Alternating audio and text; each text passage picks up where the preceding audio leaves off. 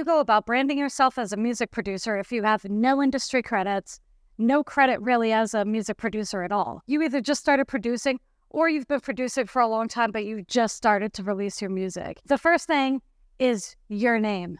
If you're a very, very small producer and not many people know who you are, now's the perfect time to change it. You need something memorable. You want something that nobody else has, something that holds some value to you. I chose Leah Jude, and I specifically chose it as one name. Rather than being Leah Jude, I chose Leah Jude. And the reason is it's so easy to remember, and I put it in all of my tags on every beat, and it helps people know who I am. But what are you going to do? That's something that you're going to have to figure out on your own. But the reason that you want a very individual, kind of unique and exclusive to you name, think about what you do when you first see somebody or some business that you're thinking about giving money to. The first thing that we all do is Google it. You want to be indexed on Google because you want your actual profession to come up on Google if somebody Googles you. And the way that you do that is a multitude of different places online. Obviously, you're going to want to start all of your social media profiles. You're going to want to have your BeatStars up and running. SoundClick is free, so just upload your beats to SoundClick. Upload your beats everywhere that you possibly can. The fastest way to get indexed by Google is to go through a distributor like TuneCore, CD Baby, or DistroKid. I actually have an affiliate link to DistroKid in the description, and if this video is bringing you any value whatsoever, a subscribe would mean the world. So once you've gotten yourself onto all of those platforms, Google eventually will start to connect your name with what you do. You'll show up as either a music producer or a musical artist. The other way that you want to brand yourself is with really, really nice banners, really nice profile pictures. You ideally want them to be of you. A logo is fine. As you can see, I have a logo as mine. I had myself for a long time. But you can do either as long as everything that you're doing looks really, really clean. You can go somewhere like Canva to make something like this for free. It doesn't have to be like super expensive. Another thing that you can do is something like Dawn AI, which is an application, and I believe that you get a free trial, or it's just free for a specific number of pictures. I'm not totally sure on that.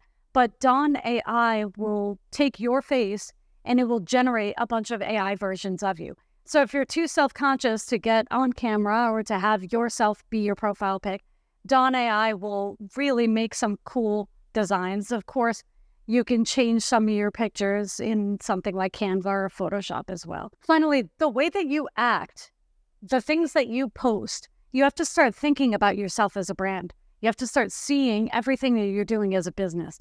So be careful of the things that you say and the things that you post. Because if you're always negative, nobody's going to want to do business with you. If you're always positive, people are going to think you're weird as hell. But if you're just yourself and you have a very distinct personality, which most of us do, that in itself will be a part of your brand. The way that you dress, the way that you act, the way that you carry yourself, it all becomes a part of your brand. Think about the game Mortal Kombat and think about all of the different characters. Put yourself in the game Mortal Kombat. Who would you be? What would your character look like? How would they fight? What would they do? What would their slogan be? Like, Scorpion, get over here. What would yours be? These are things that you want to kind of think about when you're trying to build a brand, because you want people to remember who you are. So you kind of want to be unique in some way or another. Get yourself on camera. If you're not present inside of your YouTube videos, people have no idea who you are. They're just seeing things like type beats and things like that. You will become so much more memorable if you're inside of your videos, if there's a lot of pictures of you online, if you're indexed on Google, if you have your music everywhere. To answer a quick question from the comments, because it was a really good question, you can submit your beats to places like Spotify, Apple Music, Tidal, Deezer. That's not a problem at all.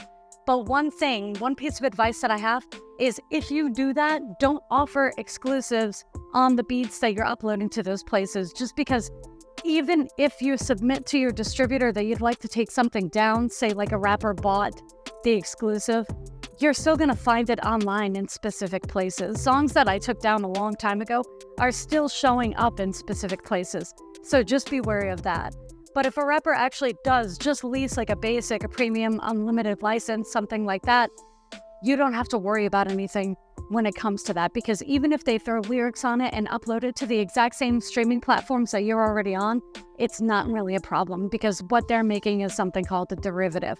They're throwing some lyrics on it, they're turning your beat into a song. No worries there. Again, I have a DistroKid affiliate link in the description. If you're not on DistroKid yet, I haven't had a problem with them, not once, and I've been with DistroKid for years.